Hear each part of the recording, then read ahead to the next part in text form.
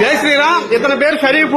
ఛత్రసాల దేవాలయంలో లడ్లు తయారీ కాంట్రాక్టర్ ఇతని పేరు. ఇతను మళ్ళీ ఏమన్నారు ఒకసారి చెప్పండి మీరు. బోర్డు పెట్టుకో.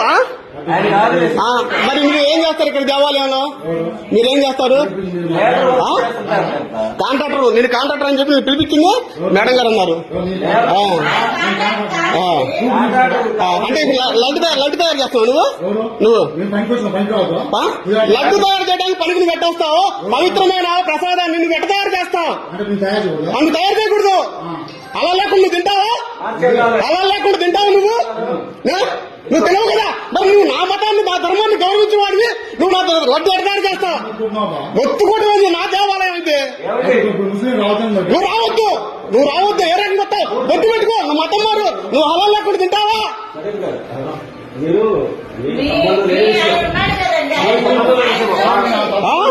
దేవాలయాల్లో బస్టు పట్టిస్తున్నారు మీరు.